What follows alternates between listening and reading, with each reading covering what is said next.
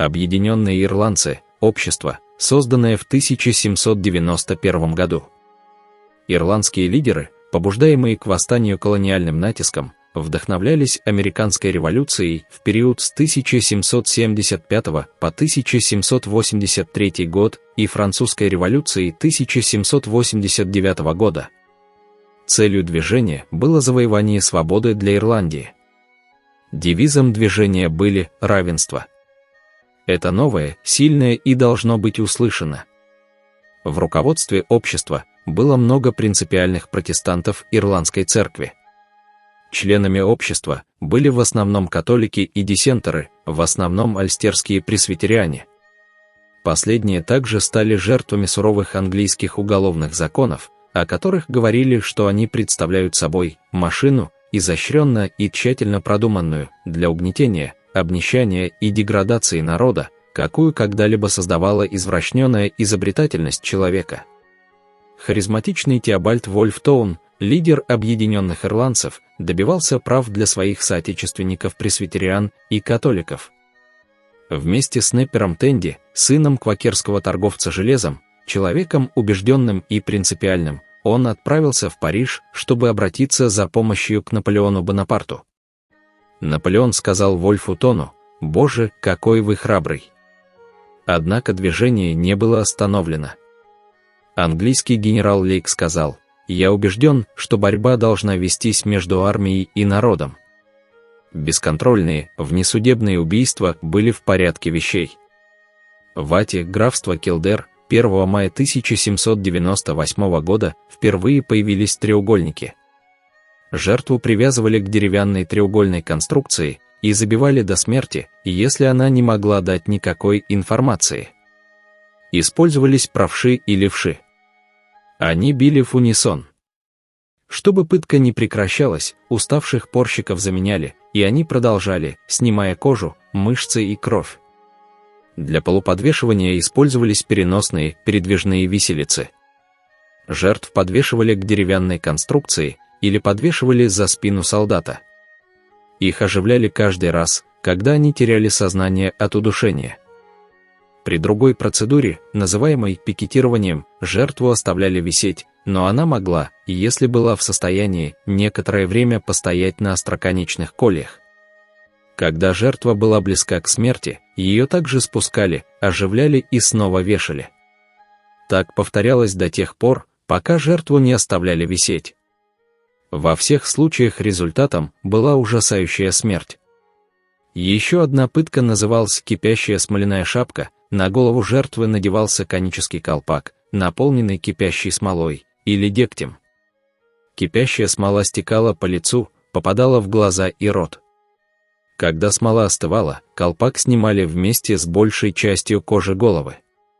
Длинные волосы удаляли ножницами, часто вместе с ушами. Иногда в кипящую смолу добавляли порох, который затем поджигали. Самым известным из примерно десятка священников, преданных смерти, был священник из Уэксфорда, отец Джон Мерфи из Булавога. Его раздели, выпороли, повесили, обезглавили, а труп сожгли напротив его церкви. Английская оккупация вселила в людей такой страх, что женщины и дети охотно шли в бой рядом со своими мужчинами на верную смерть. Метод подавления восстания, каким оно было, в основном с помощью сельскохозяйственных орудий против пушек, вполне возможно, был одним из тех, о которых 18 мая 2011 года Ее Величество Королева Елизавета II сказала: «Вещи, которые мы хотели бы сделать по-другому или не делать вовсе». Коннахт избежал разграбления генерала Лейка. 22 августа 1798 года генерал Гумберт прибыл из Франции в Силиал, графство Мэйе. К его армии присоединилось много молодых людей из местных жителей, в том числе и жители Камхар-Дун-Чахан, графства Мэйе. 31 августа 1798 года он основал республику Коннахт и назначил ее президентом Джона Мура. Жалкое физическое состояние обездоленных жителей Ирландии, голодных и порой неодетых, поразило французских солдат. Генерал Гумберт подумывал о походе на Гранард, но ирландцы потерпели там поражение. Английского командира в Гранарде, по имени Хеппинстол прозвали «ходячей виселицей». Уроженец Уиклоу, он перекидывал жертву через плечо с веревкой на шее и прыгал вокруг нее до тех пор, пока жертва не умирала. Когда англичанам надоедало вешать, всех еще живых пленников связывали и оставляли лежать на дороге на всю ночь. Утром по ним прогоняли стадо скота. Всех, кто оставался в живых после этого, расстреливали. В последующие дни началась целая оргия сожжений, порки и расстрелов местного населения, чтобы отвадить всех желающих присоединиться к Гумберту. Английский генерал Корнуоллис знал, что Гумберт направляется к Баллинамуку. Численность англичан составляла около 35 тысяч человек. Численность войск Гумберта составляла менее 2000 человек. Сражение произошло 8 сентября. Армия Гумберта вынуждена была капитулировать. Французы были взяты в плен. Пленные ирландцы были убиты. После боя у Баллинамука полк совершил марш в Карри-кон-Шаннон, где перед ними в здании суда находилось несколько сотен мятежников. От Корнуоллиса поступил приказ, предписывающий повесить определенное количество из них без лишних церемоний. Для этого были свернуты несколько листков бумаги, на которых было написано слово «смерть».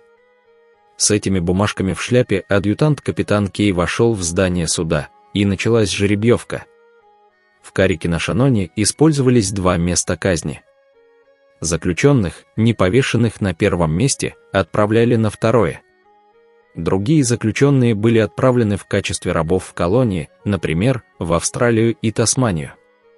В течение первых 2 недель сентября 1798 года по сельской местности Лейтрима и Финага пронеслось больше солдат и армий, чем когда-либо видели местные жители.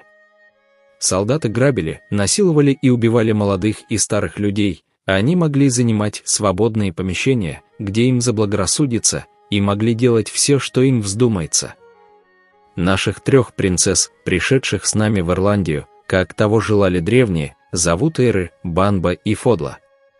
Они заботятся о земле и народе, об их защите и обучении. Но наступил очередной этап их отхода в неизвестность. А в 1845 году наступил голод.